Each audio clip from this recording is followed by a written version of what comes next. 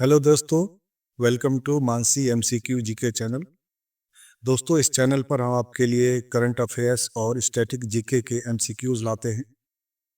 आज का ये वीडियो करंट अफेयर्स अक्टूबर 2024 का पार्ट 3 वीडियो होने वाला है। इससे पहले इस महीने के 2 वीडियो मैं पहले ही रिलीज कर चुका हूं और उम्मीद है आपने उसे देखा भी होगा और आपको काफ़ी ज्ञानवर्धक भी लगा होगा। तो इसी कड़ी को आगे बढ़ाते हुए शुरू करते हैं आज का करंट अफेयर्स अक्टूबर 2024 का पार्ट 3 वीडियो। दोस्तों, आज का पहला प्रश्न है, Which state government has recently introduced the शिक्षा co-pilot and AI powered digital assistant? यानी हाल ही में किस राज्य सरकार ने आर्टिफिशियल इंटेलिजेंस संचालित डिजिटल सहायक शिक्षा को पायलट पेश किया है? आपके ऑप्शंस हैं महाराष्ट्र, कर्नाटक, बिहार या पश्चिम Bengal.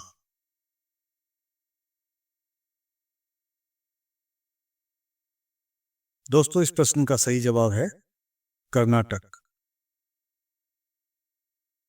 Karnataka's School Education and Literacy Minister Madhu Bangarappa has unveiled Shiksha Copilot, a smart AI-driven tool created to make learning and teaching easier in government schools. This innovative tool is designed to help students perform better academically and make teachers' work more efficient. It's the result of a collaborative effort between the Shikshan Foundation and Microsoft Research India, showing how technology can bring real change to education. बढ़ते हैं अगले सवाल पर।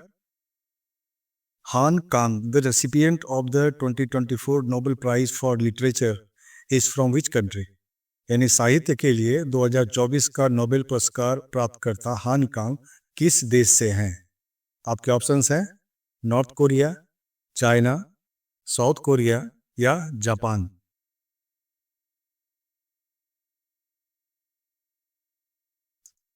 Friends, the right answer is South Korea.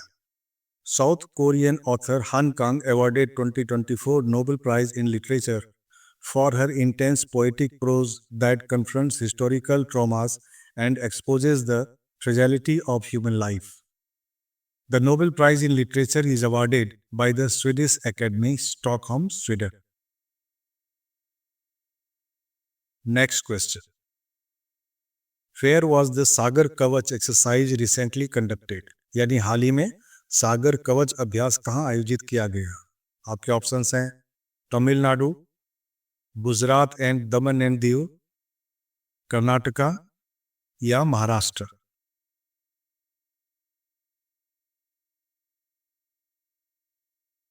Friend, the right answer is Gujarat and Daman and Diu. The Indian Coast Guard conducted the coastal security exercise Sagar Kavach on October 16 to 17 in Gujarat and Daman and Diu. This was the second edition of the exercise this year.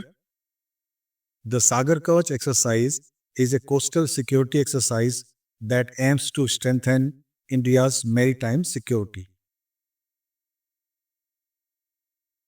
Next question. Which country is set to host the ISSF Junior World Cup in 2025? यानी कौन सा देश 2025 में ISSF junior विश्व cup की मेजबानी करने वाला है? आपके ऑप्शंस हैं इंडिया, जापान, साउथ कोरिया या Sri Lanka.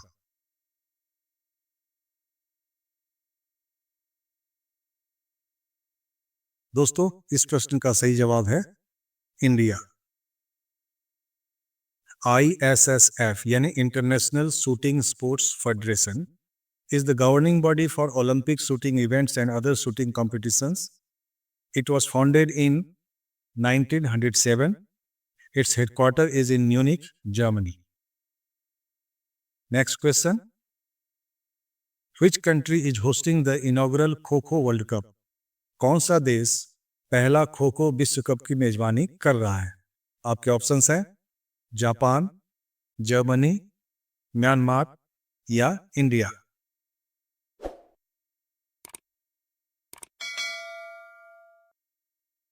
Friends, the right answer is India.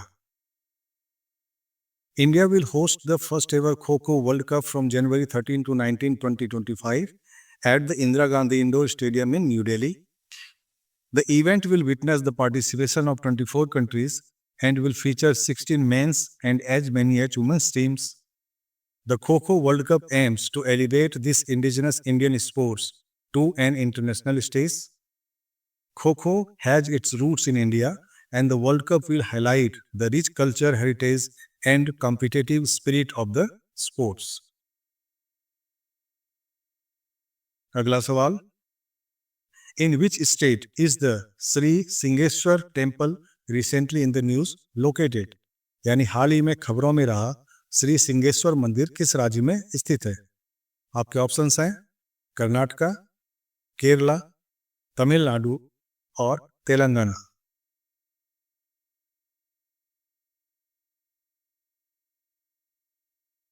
Friends, the right answer is Tamil Nadu.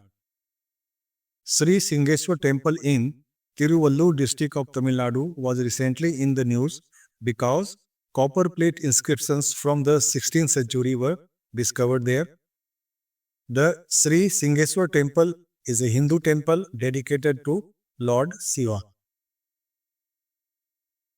Next question.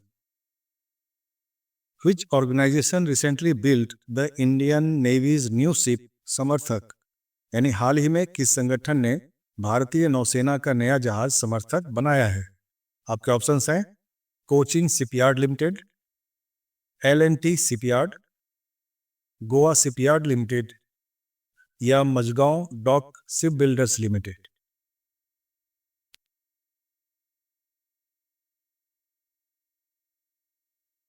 Friends, the right answer is L&T shipyard. The first ship of the two multi-purpose vessel project being built by L&T shipyard for the Indian Navy was launched on 14th October 2024 at Kattupalli. The contract for building two multi-purpose vessels was signed between the Ministry of Defence and L&T shipyard on 25th March 2022.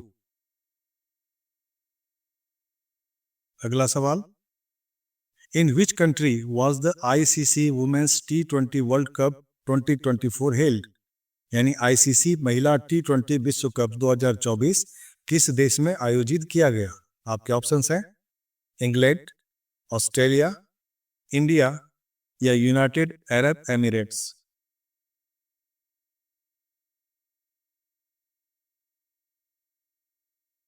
दोस्तों, इस प्रश्न का सही जवाब है United Arab Emirates. The trophy was originally scheduled to be held in Bangladesh from 3rd to 20th October 2024. It was later relocated to the United Arab Emirates for the same dates due to political unrest in Bangladesh. New Zealand won their first title, defeating South Africa by 32 runs in the final at Dubai. The last T20 World Cup was held in South Africa in 2023. Australia had won the trophy by defeating South Africa. अगला सवाल,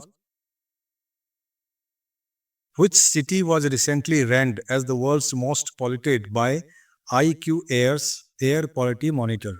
यानी हाल ही में IQ Air के वायु गुणवत्ता monitor द्वारा किस शहर को दुनिया का सबसे प्रदूषित शहर बताया गया? आपके ऑप्शंस हैं न्यू दिल्ली, टोक्यो, लाहौर और Mumbai.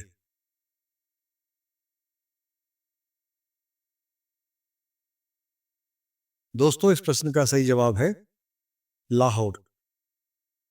IQ Air is a Swiss company that specializes in air quality technology, including air purifiers, air quality instruments, and air quality monitoring platforms. Next question. Who took oath as the new Chief Minister of Jammu and Kashmir recently? यानी हाल ही में जम्मू कश्मीर के नए मुख्यमंत्री के रूप में किसने शपथ ली?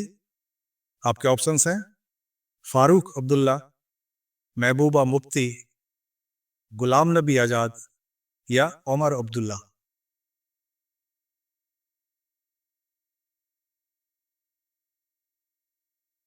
दोस्तों इस प्रश्न का सही जवाब है अमर अब्दुल्ला.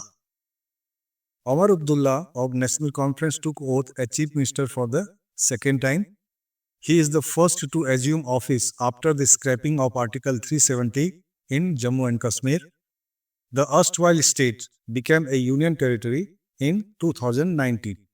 यानी उमर अब्दुल्ला इससे पहले भी JNK के चीफ मिनिस्टर रह चुके हैं और धारा 370 खत्म होने के बाद जब पहली बार चुनाव हुआ तो इस बार वो चीफ मिनिस्टर दोबारा चुने गए. Next question. Spice 2000, a guided bomb recently in the news, was developed by which country? यानी हाल ही में खबरों में रहा Spice 2000 गाइडेड बम यानी निर्देशित बम किस देश द्वारा विकसित किया गया था? आपके ऑप्शंस हैं यूएसए, इजराइल, इंडिया या रसिया.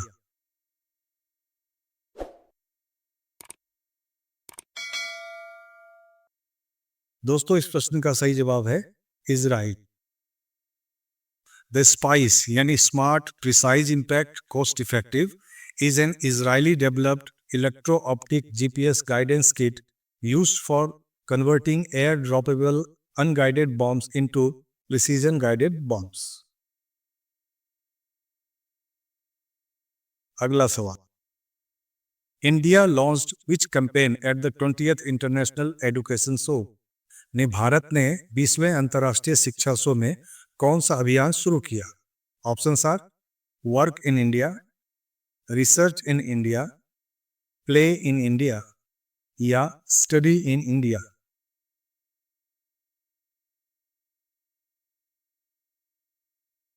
दोस्तों इस प्रश्न का सही जवाब है study in India. India has officially launched its study in India campaign at the 20th International Education Show in Sharjah on 9 October 2024, marking a significant push to attract international students to its universities. बढ़ते हैं अगले सवाल पे. India recently signed a $3.5 billion drone deal with which country? यानी भारत ने हाल ही में किस देश के साथ $3.5 बिलियन के ड्रोन सौदे पर हस्ताक्षर किए? आपके ऑप्शंस हैं यूएसए, इजराइल, रसिया या जर्मनी.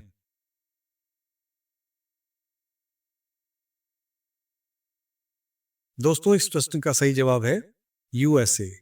यानी भारत ने यूएसए के साथ 31 वेपनाइज्ड MQ-9B प्रेडेटर ड्रोन्स खरीदने का समझौता भारत ने यूएसए के साथ किया है.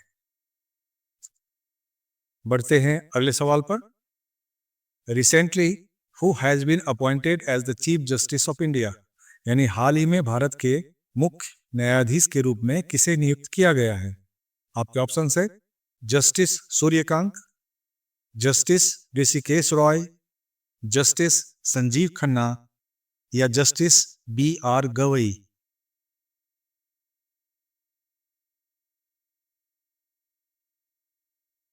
दोस्तों इस प्रश्न का सही जवाब है जस्टिस संजीव खन्ना.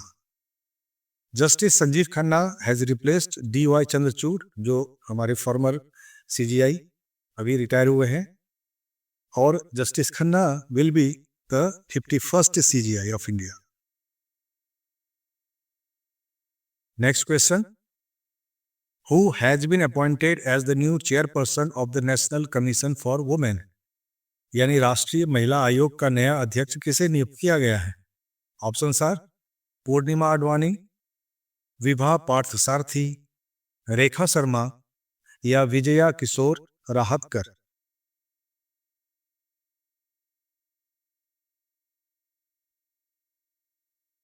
दोस्तों इस प्रश्न का सही जवाब है Vijaya Kishore Rahatkar. Who is Vijaya Kishore Rahatkar? She is an Indian politician from BJP. She replaced Rekha Sharma on 19th October 2024. यानी इससे पहले जो हमारी राष्ट्रीय महिला आयोग की अध्यक्ष थी रेखा शर्मा, उनको रिप्लेस किया है विजया किशोर राहतकर ने. बढ़ते हैं अगले सवाल पर. Who recently became the bowler to take 300 wickets in the least number of balls in the test cricket, यानी टेस्ट क्रिकेट में सबसे कम गेंदों में 300 विकेट लेने वाला गेंदबाज हाल में ही कौन बना? Options are Kagiso Rabada, James Anderson, Mayank Yadav या Jasprit Bumrah.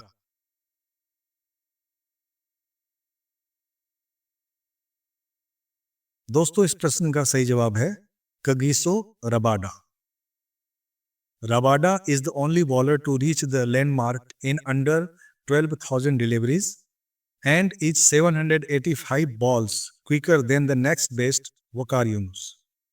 Rabada took 11,870 deliveries to reach 300 wickets. यानी इससे पहले का रिकॉर्ड वकार यूनिस के पास था जिन्होंने सबसे कम गेंदों में 300 विकेट लिए थे। अब उसको इन्होंने सरपास किया है and he has become the only bowler to reach the landmark. Next question. Recently, which country hosted the BRICS Summit 2024? यानी हाल ही में किस देश ने ब्रिक्स शिखर सम्मेलन 2024 की मेजबानी की है? ऑप्शंस आर ब्राजील, चाइना, रसिया और इंडिया।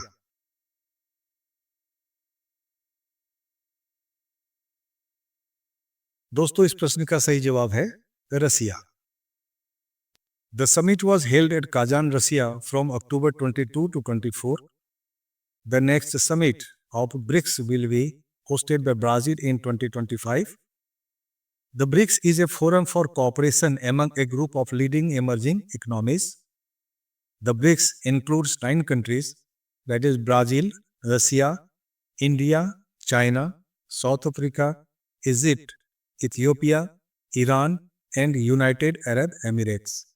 यानी अभी ब्रिक्स में कुल 9 देश शामिल हैं। बढ़ते हैं अगले सवाल पर। Which country has named the cyclone that recently originated in the Bay of Bengal as दाना? हाल ही में बंगाल की खाड़ी में उत्पन्न चक्रवाती तूफान का नाम दाना किस देश ने रखा है? Options are Kuwait, Qatar, India या इंडोनेशिया।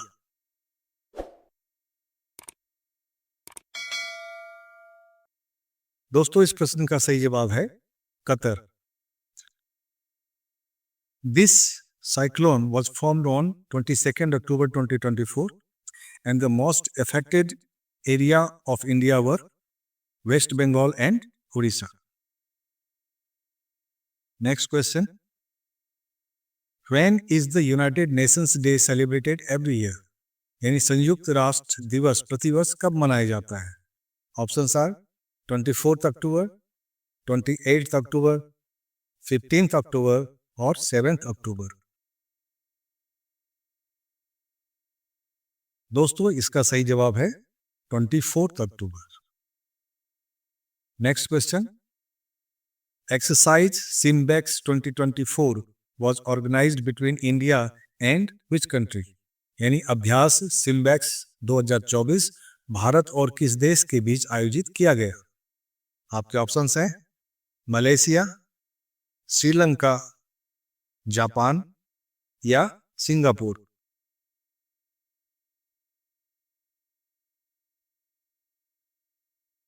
दोस्तों इस प्रश्न का सही जवाब है Singapore.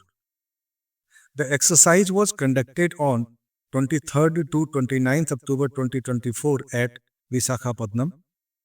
It is a Singapore-India maritime bilateral exercise. दोस्तों इसी के साथ आज का ये वीडियो यहीं समाप्त होता है। आशा करता हूँ इस वीडियो में शामिल किए गए प्रश्न आपको इम्पोर्टेंट लगे होंगे और उम्मीद मैं ये करता हूँ कि ये सारे प्रश्न आपको अपने आने वाले एग्जाम में काफ़ी मददगार भी साबित हों। दोस्तों जाने से पहले मैं आप लोगों से अनुरोध करूंगा कि प्लीज़ मेरे इस चैनल को आप सब्सक्राइब करें, लाइक करें, शेयर करें, अपने दोस्तों को भी इसे सब्सक्राइब करने बोलें। तो इसी के साथ इजाज़त दीजिए और मिलते हैं अगले वीडियो में। Thank you very much.